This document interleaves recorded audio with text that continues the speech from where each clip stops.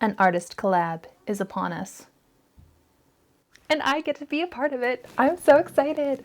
Thank you to Christine with Courageous Painting. I get to be a part of this awesome collab with 50 other artists. We are here to restore the Rainbow Bridge, which I'm sure you know all about, but just in case you don't, artists have stopped experimenting with color and we all have to start reusing our creativity and colors, experimenting. All the artists get 2 Pantone colors, and from that we get to create and restore the shards that are missing from this Rainbow Bridge. There have been a ton of artists ahead of me who have already used their amazing colors to make creative artwork, and it is now my turn. So let's see what color Mike has chosen for me. Thank you for accepting this challenge and to being brave with your creativity. Mike is ready to choose your second color. Mystery package. This is the next box. Here's your color. I am so excited that I got this blossom color. It is so pretty and I love pink. However, the other colors that I got to choose from for myself were yet to be desired. So I decided to choose, for some reason, Pantone 166. And I guess because I've been experimenting with oranges and pinks, I thought maybe I could pull something like this off. Now, let's see if I can. Let's go. All right, so here's my plan. I got a piece of wood panel that has already been gessoed, and I got my little sketch that I've done up. These are my 2 colors, and this is what my plan is going to be. I decided to do cute little monsters. Let's just go and have some fun. Okay, so the first thing I want to do is start doing the background, and I got some fun tools, and then I've got a palette here, and I'm going to use some inks, I think, to start. So I'm going to spray down some water and start laying down the colors that I have chosen for my background. Working on this wood panel, it's already been gessoed and it's a little bit like slippery, if you want to say slippery, I don't know. It's just got a different texture and feel to it when you're laying down inks. And so I just did my best to do a blended background and getting some sort of foundational base down. This is where I'm going to start adding in my saran wrap. So it makes a really cool texture with the inks. And then I also start pulling out just, I don't want it to look like snow, but it kind of looks like snow. I don't know. I also debated putting this star in, but at the end of the day, I was just like, better not. So this is what it currently looks like. This is going to be left to dry. And in the meantime, I am going to start pulling out my clay. I haven't done any clay for a while now, and I am super excited. If you haven't seen my Mariah Elizabeth figurine makeover, you should definitely go check out that video as well. So basically, I start prepping my stuff, realizing that I actually need to know what the size of the things I need to create are going to be. So let's go back to the board, pull off the saran wrap and see what it looks like. So let's move back into the clay and building my little foundation of what I want to pop as a 3D effect. I'm going to be starting off with that little ice cream drip, and I want it to actually drip off of the canvas. And then next you'll see me smoothing and massaging, fixing and editing a bunch of stuff with this dang clay because there were a lot of nooks and crannies with this clay that I had to keep fixing.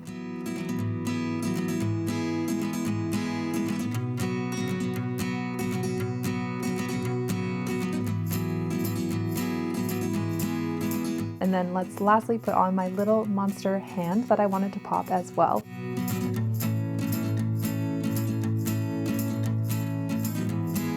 And time for the little fine details of the ice cream cone. So now I'm going to try and mix my Pantone 166. Thankfully, my Pyrrole color looks pretty identical, so we're going to start with that. And now we're going to move into mixing the Blossom Pantone color. This one is a little bit trickier, so you'll see me mixing, adding, and finally I have come to something that looks to be the closest that I could get it. And nothing more but to start painting my little monster. So I'm just going to start off with doing the base coats for both of my monsters and slowly building those up.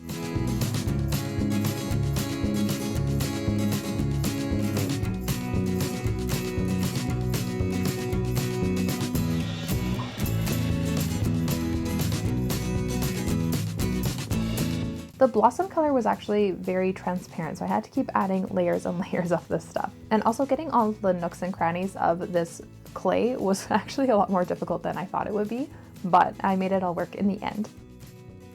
And next up, I'm going to be adding all of the shadows into my little monsters. And by doing this, I added the complementary color of the orange. So it's a very dark blue. It kind of looks black on the screen, but it's like a dark navy blue.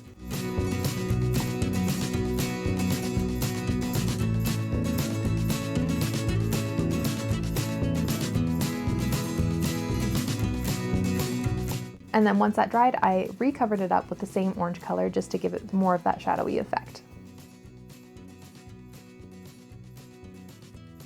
And then I started doing the complementary of the pink, which would be kind of like red, which would kind of be like a grainy color.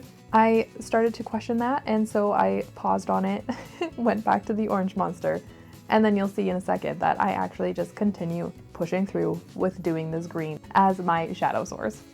Does it work fully? No, but that's okay. We'll keep fixing that later on. Now, I really wanted my monsters to look kind of fluffy. I'm not sure if I pulled that off very effectively with the painting that I did, but you'll see me going back and forth fixing and pushing and pulling colors, and yeah, I did the best I could.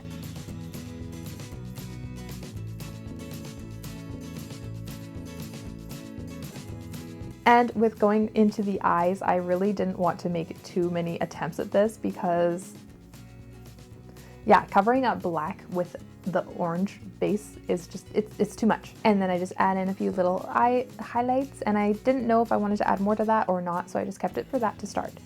Now moving into my little pink monster, this is where it became an issue. I tried to fix it and I tried to fix it. The sizing was off and it just looked terrible. Finally, I got it all off and I covered it up with some more paint and tried again. And while I waited for that to dry, then I did my little bow tie on my orange monster. If you can tell, I love the orange monster, maybe just a little bit more because it was working more effectively than my pink one. But alas, we have to keep going with this darn little pink monster. I ended up getting the eye shapes the best I could, tied it all together with her little tongue sticking out because she's super excited about this ice cream cone. Because that's me at heart in real life. I would be drooling over ice cream as she is.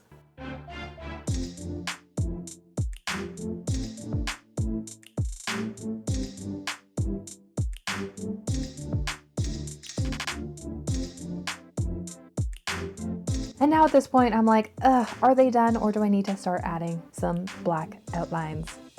I hesitated for a minute, but then I decided to just go for it. And honestly, I'm so glad that I did because I think it really pulled everything together. It looks so cute, so much fun. Yeah, no regrets on the fine lining.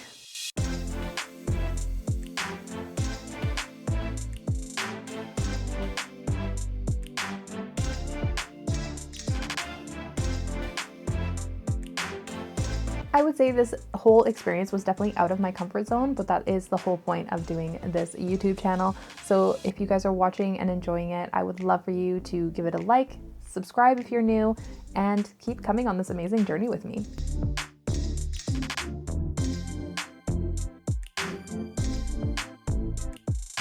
Lastly, I finished up with those highlights, and I figured that the little sparkles in the eyes was good enough. Tidied up the background a little bit by adding a lighter wash to the sky, and I think that pulled everything together.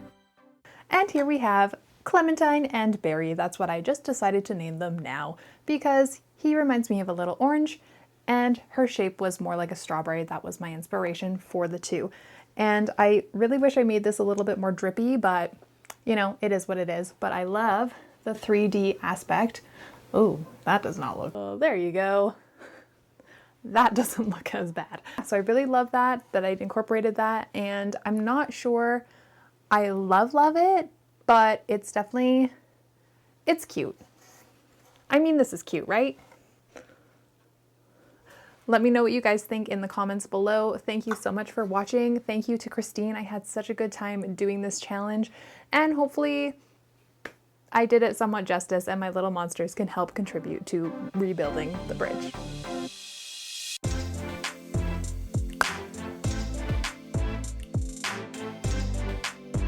Thank you for watching. See you guys in the next one.